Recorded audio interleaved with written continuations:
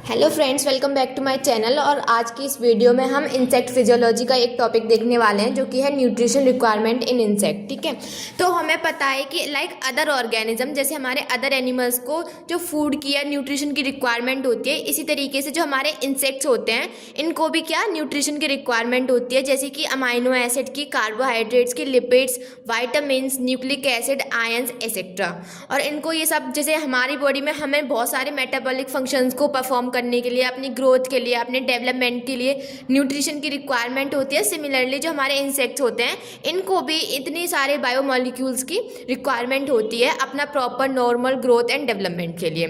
तो अब बात करते हैं कि जो इंसेक्ट्स होते हैं इनके अंदर ये जो न्यूट्रिशन रिक्वायरमेंट्स है वो किस तरीके से सप्लाई होती है। ठीक है, तो जो कुछ इंसेक्ट्स होते हैं वो अपने कुछ मॉलिक्यूल्स को अपनी डाइट के थ्रू कंज्यूम करते हैं, मतलब what ever they food they consume, उसके थ्रू ये क्या करते हैं, उन न्यूट्रिशन को रिक्वायर करते हैं। ठीक है, उसके बाद अगर हम बात करें तो कुछ ऐसे मॉलिक्यूल्स भी होते हैं जिनके ये खुद सेल्फ सिंथेसिस करते हैं अपनी बॉडी में, ये उनको सेल्फ सिंथेसाइज कर सकते हैं। जैसे कि हमारी बॉडी में भी बहुत सारे अमाइनो एसिड ऐसे होते हैं जिनकी सिंथेसिस हम खुद कर सकते हैं, और कुछ अमाइनो एसिड ऐसे भी होते हैं जिनको हम अपनी डाइट के थ्रू कंज्यूम करते हैं। तो सिमिलरली इंसेक्ट के साथ भी ऐसा ही होता है। इसके अलावा ये अपने जो न्यूट्रिशन की सप्लाई होती है उनको माइक्रो ऑर्गेनिज्म जैसे कि फंजाई के थ्रू भी मतलब कंज्यूम कर सकते हैं, बिकॉज हमें पता है बहुत सारे इंसेक्ट्स होते हैं जो कि माइक्रो ऑर्गेनिज्म जैसे कि फंजाई के ऊपर ग्रो करते हैं, उनको फीड करते हैं, तो उनकी बॉडी से भी वो अपनी न्यूट्रिशन की जो रिक्वायरमेंट होती है उसको फुलफिल कर लेते हैं। ठीक है,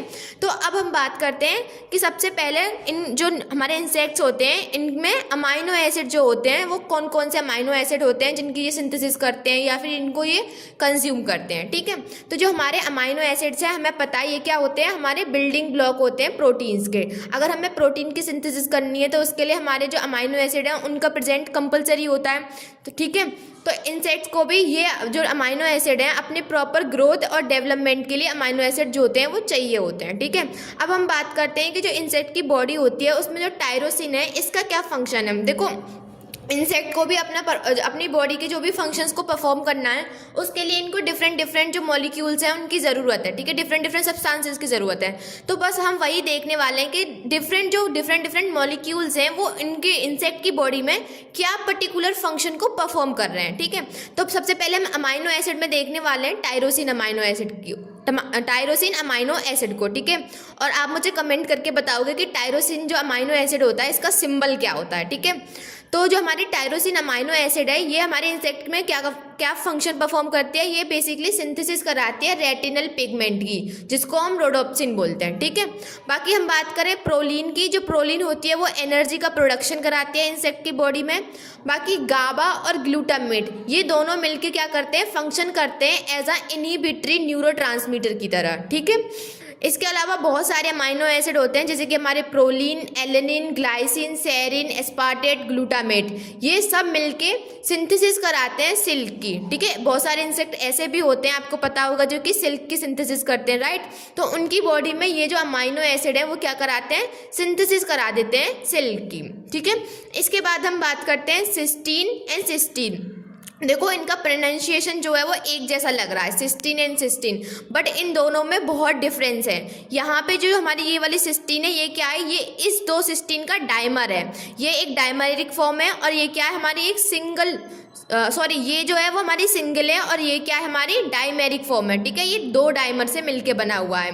तो ये दोनों सिस्टीन मिलके क्या कराती है, हमारी सिंथेसिस कराती हैं फैट बॉडी की। और फैट बॉडी क्या होते हैं, आपने आई होप पढ़ लिया होगा मॉर्फोलॉजी में कि जो फैट बॉडी होते हैं वो हमारे कहीं ना कहीं जो इंसेक्ट होते हैं उनकी बॉडी में एक्सक्रीशन का जो फंक्शन होता है उसको परफॉर्म करते हैं। तो ये कुछ इंपॉर्टेंट अमाइनो एसिड थे जिनके बारे में हमको नॉलेज होनी चाहिए थी कि ये जो होते हैं वो इंसेक्ट की बॉडी में क्या फंक्शन परफॉर्म करा रहे होते हैं। ठीक है, अब हम बात करते हैं हमारे कार्बोहाइड्रेट्स की, कि जो इंसेक्ट्स हैं इनमें जो कार्बोहाइड्रेट्स हैं वो कौन कौन से होते हैं या फिर वो क्या फंक्शन को परफॉर्म करते हैं। तो जो इंसेक्ट्स होते हैं ये रिक्वायर करते हैं 20 to 70% of carbohydrate for the proper development. ठीक है, अपने प्रॉपर डेवलपमेंट के लिए जो इंसेक्ट्स होते हैं इनको 20 to 70% कार्बोहाइड्रेट की रिक्वायरमेंट होती है।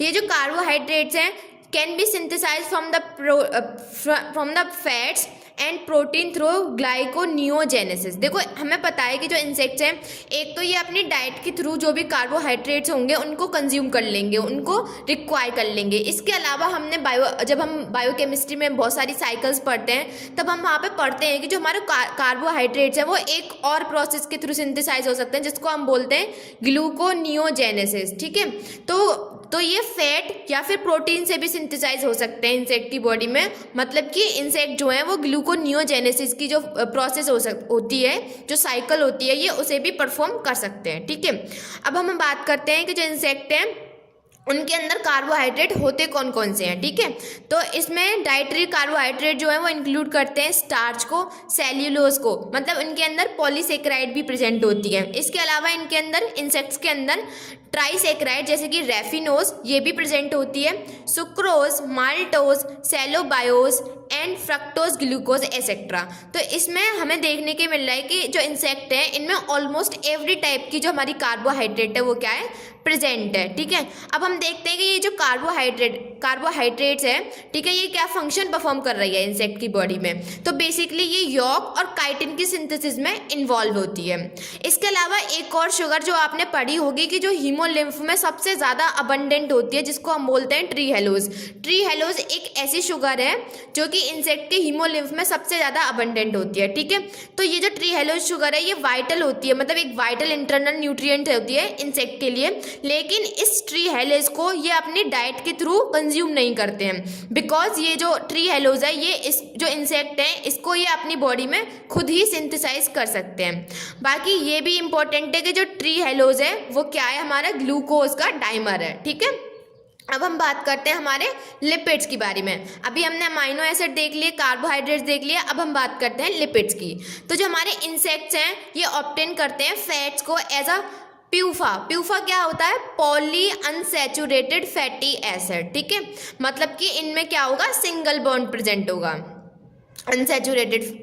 ये अनसैचुरेटेड फैटी एसिड है। ठीक है, while they can also synthesize various fatty acid and phospholipids. ठीक है, तो ये क्या है, ये जो लिपिड्स हैं, ये जो इंसेक्ट्स हैं इनके अंदर जो लिपिड्स हैं वो मेनली हमारे प्यूफा की फॉर्म में होते हैं, और इसके अलावा ये डिफरेंट तरीके के फैटी एसिड और फॉस्फोलिपिड्स को भी फॉर्म कर सकते हैं। ठीक है, तो फ्रेंड्स इंसेक्ट की बॉडी में जो भी लिपिड्स होते हैं वो सिंथेसाइज हो सकते हैं वेरियस फॉर्म में, वो डैग और टैग भी हो सकते हैं, मतलब कि डाई एसाइल ग्लिसराइड भी हो सकते हैं और ट्राई एसाइल ग्लिसराइड भी हो सकते हैं। बेसिकली डैग और टैग क्या होते हैं, इसमें हमारे 2 फैटी एसिड जुड़े होते हैं ग्लिसरॉल के साथ, और इसमें क्या होते हैं 3 फैटी एसिड जुड़े होते हैं। ठीक है, बस यही डिफरेंस था। इसके अलावा there are about 23 different type of fatty acid found in insect, मतलब इंसेक्ट के अंदर बहुत सारे तरीके के लिपिड्स हो सकते हैं। हम मेनली कह रहे हैं कि 23 डिफरेंट टाइप के। फॉर एग्जाम्पल आप एग्जाम्पल में लिख सकते हो, जैसे कि पाल्मिटिक एसिड जो कि 16 कार्बन का होता है, ऑलिक एसिड जो कि हमारा 18 कार्बन का होता है।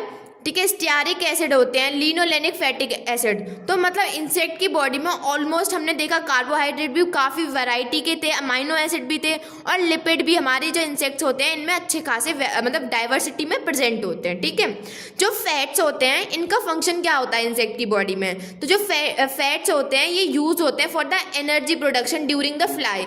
मतलब जब इंसेक्ट फ्लाई करते हैं तब उनको एनर्जी की रिक्वायरमेंट होती है, और उस एनर्जी के लिए, एनर्जी का प्रोडक्शन के लिए ये फैट को यूज करते हैं। ठीक है, अब हमारे जो इंसेक्ट्स हैं इनके अंदर फॉस्फोलिपिड जो होते हैं वो कॉमनली कंटेन प्यूफा। अभी हमने पढ़ा कि जो फॉस्फोलिपिड्स हैं उनमें क्या देखने के लिए मिलता है हमें, PUFA, poly unsaturated fatty acid देखने के लिए मिलते हैं, जो यूजुअली 20 कार्बन के होते हैं। ठीक है, और उनके कुछ डेरिवेटिव्स भी होते हैं जैसे कि इकोसोनोइड्स। ठीक है, और ये जो इकोसोनोइड्स हैं ये इंसेक्ट की बॉडी में बहुत ही इंपॉर्टेंट फंक्शंस को परफॉर्म करते हैं। जैसे कि इनका इंपॉर्टेंट रोल कहाँ पे देखने के लिए मिलता है, एक तो हमें जब ओवी पोजीशन, मतलब जो इंसेक्ट्स हैं जब वो ओवी पोजीशन करते हैं तब देखने के लिए मिलता है thermo regulation and immune response. ठीक है, इसके अलावा C20 fatty acid in mosquito help to promote molting from pupa to adult.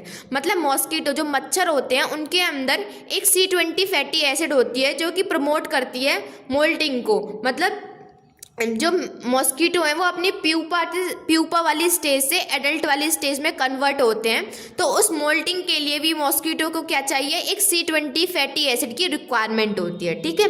इसके अलावा हमें पता है जो लिपिड्स होते हैं उनके अलग अलग टाइप होते हैं, जैसे कि फॉस्फोलिपिड्स होते हैं, ग्लाइकोलिपिड्स होते हैं, स्टीरोल्स होते हैं, ठीक है। तो अभी तक हम जो बात कर रहे थे वो फॉस्फोलिपिड्स, मेनली फॉस्फोलिपिड्स के बारे में बात कर रहे थे। अब हम थोड़ी बात करते हैं स्टीरोल्स के बारे में। ये भी एक तरीके के लिपिड ही हैं, ठीक है।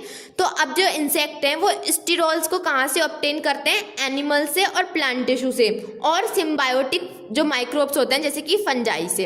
अगर आपने पढ़ा होगा तो आपको पता भी होगा कि जो एनिमल्स होते हैं उनके अंदर जनरली हमारा कोलेस्ट्रॉल होता है, और प्लांट के अंदर कौन सा स्टीरोल होता है, अर्गास्टीरोल, जिसको हम साइटोस्टीरोल भी बोलते हैं, ठीक है। तो अब हम देखते हैं कि जो इंसेक्ट हैं वो सिंथेसाइज करते हैं एक डायोस्टीरोइड्स को। अगेन ये जो है एक इम्पॉर्टेंट है कि एक डायोस्टीरोइड्स का क्या फंक्शन होता है इंसेक्ट की बॉडी में, ठीक है।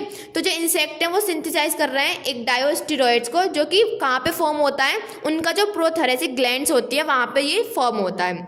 ये जो एक डायोस्टीरोइड्स है वो डिफरेंट इंसेक्ट के अंदर डिफरेंट कंपोजिशन से मिलके फॉर्म हो सकता है, जैसे कि ये कोलेस्ट्रॉल, बीटा साइटोस्टेरोल और स्टिग्मास्टेरोल, इन सब से मिलके फॉर्म होता है कहाँ पे, जो हमारे डेट्राइटस फीडर इंसेक्ट होते हैं उनके अंदर, ठीक है।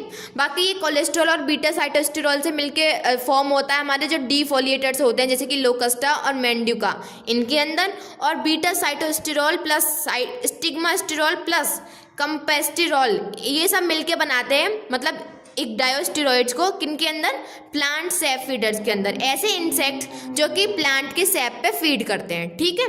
तो ये अभी हमने पढ़ा। बाकी कोलेस्ट्रॉल, अगर इंसेक्ट को अपनी बॉडी में कोलेस्ट्रॉल चाहिए होगा तो वो कहाँ से कंज्यूम करेंगे, अभी हमने पढ़ा कि कोलेस्ट्रॉल जनरली हमारे वर्टिब्रेट्स के जो हेयर, टिश्यू, फीडर्स, मतलब इन सब में होता है, ठीक है। तो ऐसे इंसेक्ट जो कि वर्टिब्रेट के हेयर और टिश्यू पे फीड करते होंगे, वहाँ से ये क्या कर लेंगे, अपने कोलेस्ट्रॉल की जो रिक्वायरमेंट है उसको फुलफिल कर लेंगे। इसके बाद अर्गास्टेरोल अभी बात की थी, हमारे जो प्लांट्स होते हैं या फिर फंजाई होते हैं नॉर्मली इनके अंदर ही प्रेजेंट होता है।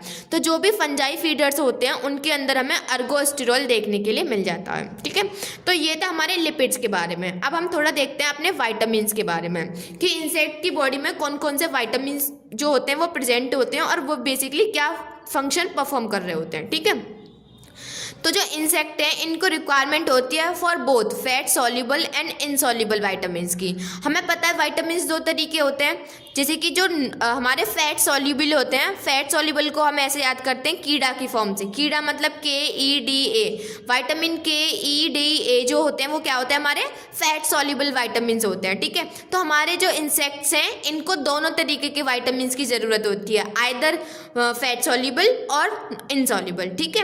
अब हम इसमें एग्जाम्पल देखने वाले हैं कि कौन कौन से वाइटामिन्स जो है वो क्या क्या बेसिकली फंक्शन परफॉर्म कर रहे हैं। जैसे कि अगर हम बात करें प्रो वाइटामिन ए, देखो ये वाइटामिन ए नहीं है, ये प्रो वाइटामिन ए है, ठीक है, जिसको हम बीटा कैरोटीन भी बोलते हैं। बीटा कैरोटीन क्या होता है, ये हमारा प्रिकर्सर होता है for the retinal and integumentary pigments. आपने देखा होगा इंसेक्ट जो होते हैं, कुछ इंसेक्ट जो होते हैं उनका कितने ब्यूटीफुल कलर्स होते हैं ना, बट बहुत ही मतलब प्यारे प्यारे कलर्स के होते हैं वो।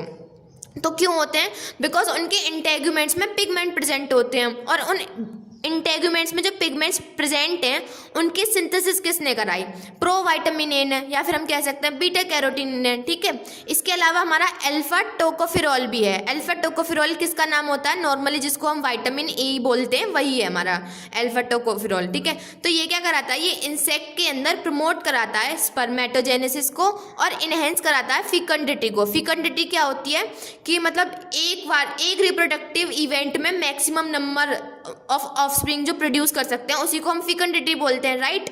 तो ये जो हमारा अल्फा टोकोफेरॉल है, या फिर हम कह सकते हैं कि जो वाइटामिन ई है, मेनली इसका जो रोल है कहीं ना कहीं रिप्रोडक्शन से है, जैसे कि हमें दिख भी रहा है, स्पर्मेटोजेनेसिस कराना, फिकंडिटी को इनहेंस कराना, ठीक है।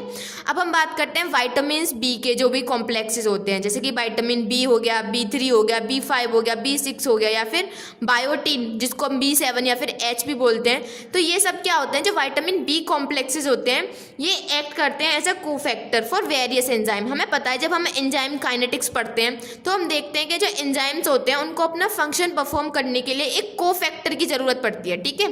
तो इंसेक्ट की बॉडी के अंदर जो भी हमारे विटामिन बी कॉम्प्लेक्स है वो एक कोफैक्टर की तरह काम करते हैं, ठीक है। अब हम बात करते हैं हमारे विटामिन सी की। जो विटामिन सी है जनरली ये क्या है, हमारा वाटर सॉल्युबल है, ठीक है। और इसकी रिक्वायरमेंट किसके लिए होती है, एक डाइसिस करने के लिए। एक डाइसिस क्या होता है, एक डाइसिस मतलब कि मोल्टिंग करना। जैसे इंसेक्ट अपनी एक स्टेजिस से दूसरी स्टेजिस में कन्वर्ट होते हैं तो वो तो मेटामॉर्फोजेनेसिस होती है, लेकिन मोल्टिंग मतलब वही अपनी शेडिंग ऑफ स्किन, जो अपनी स्किन को वो शेड करते हैं उसको हम बोलते हैं एक डाइसिस, ठीक है। तो अगर इंसेक्ट को एक डाइसिस करनी है तो उनको विटामिन सी की क्या है, रिक्वायरमेंट होती है, ठीक है। तो फ्रेंड एट द लास्ट हम लास्ट अपना बायोमोलिक्यूल देखने वाले हैं जो कि है हमारा न्यूक्लिक एसिड, जो कि इंसेक्ट में मतलब इंसेक्ट को चाहिए होता है अपनी एज अ न्यूट्रिशन रिक्वायरमेंट में। तो ये जो न्यूक्लिक एसिड होता है जनरली इसको जो इंसेक्ट होते हैं वो अपनी डाइट के थ्रू ही कंज्यूम करते हैं, ठीक है। इसके अलावा अभी तक हमने proteins, carbohydrate, lipids, nucleic acid, vitamin देख लिया। इसके अलावा कुछ अदर आयंस की भी ज़रूरत होती है इंसेक्ट को, जैसे कि इनऑर्गेनिक कंपाउंड्स होते हैं, sodium, potassium, bicarbonate, zinc, magnesium, ये सब इंपॉर्टेंट होते हैं फॉर साइटोप्लाज्मिक एक्टिविटी के लिए, ठीक है। तो कहीं ना कहीं ये जो इनऑर्गेनिक आयंस होते हैं ये भी इंपॉर्टेंट होते हैं इंसेक्ट की बॉडी में, ठीक है। अब हम बात करने वाले हैं एक्टोसिम्बायोटिक फंजाई। देखो कुछ जो हमारे इंसेक्ट्स होते हैं, ठीक है, वो क्या करते हैं, वो फंजाई के ऊपर फीड्स करते हैं जिनको हम गिनेट्स बोलते हैं। तो गिनेट्स हमारे एक छोटे छोटे फ्लाइज टाइप के होते हैं, ठीक है, फ्लाइज टाइप के इंसेक्ट होते हैं। वो क्या करते हैं, वो फीड करते हैं इन फंजाई के ऊपर, तो उन्हीं को हम क्या बोलते हैं, गिनेट्स, ठीक है। ये जो गिनेट्स हैं ये क्या करते हैं, ये एक्टोसिम्बायोटिक एसोसिएशन बनाते हैं फंजाई के साथ। वही हमने बात करी कि ये क्या है, फंजाई के साथ मिलके क्या कर रहे हैं, एक्टोसिम्बायोटिक एसोसिएशन बना रहे हैं। तो अगर कोई मतलब ऐसे क्वेश्चन पूछा जाए कि ऐसे कौन मतलब उन इंसेक्ट को हम क्या कहेंगे जो कि फंजाई के साथ एक्टोसिम्बायोटिक एसोसिएशन बनाते हैं, तो उनको हम बोलते हैं गिनेट्स। और कुछ इंसेक्ट ऐसे होते हैं जो इनके ऊपर जाके फीड करते हैं, मतलब इसी एक्टोसिम्बायोटिक एसोसिएशन के ऊपर जाके फीड करते हैं। तो वही वाली बात लिखिए कि some insect like wood eating beetles, cockroaches and crickets feed on the detritus and gall forming gnats on fungi, ठीक है। मतलब कुछ इंसेक्ट जो हैं जैसे कि जो हमारे बीटल्स वगैरह हैं ये हमारे डेट्राइटस पे फीड करते हैं, और इसके अलावा वो किस पे फीड करते हैं, गिनेट्स के ऊपर फीड करते हैं। और गिनेट्स जो क्या है, ये गॉल फॉर्मिंग, गॉल आपने सुना होगा, गॉल मतलब मास ऑफ सेल्स, जब मास ऑफ सेल्स बन जाता है उसी को तो हम गॉल बोलते हैं, ठीक है। तो ये हमारे गिनेट्स होते हैं, ये गॉल का फॉर्मेशन करते हैं और इनके ऊपर ये इंसेक्ट जाके क्या करते हैं, फीड करते हैं। और हमारे एग्जाम्पल भी दिए हुए हैं गिनेट्स का, मतलब ऐसे कौन कौन से इंसेक्ट हैं जो कि गिनेट्स का फॉर्मेशन करते हैं। तो जैसे कि हमारा एम्ब्रोसिया बीटल हो गया, गैलमेजिस लार्वा हो गया, queen and worker of leaf cutter हो गया, लिजार्ड बीटल हो गए। तो ये सब हमारे कुछ एग्जाम्पल थे। तो फ्रेंड्स ये हमारा आज का टॉपिक था इंसेक्ट फिजियोलॉजी से रिलेटेड। अगर आपको और ऐसे टॉपिक्स के नोट्स चाहिए तो आप मेरे को कमेंट करके बताओ। I definitely try my best to provide you notes so that आपकी भी हेल्प हो सके और मेरा भी रिवीजन हो सके, ठीक है। तब तक के लिए bye bye and thank you for watching this video.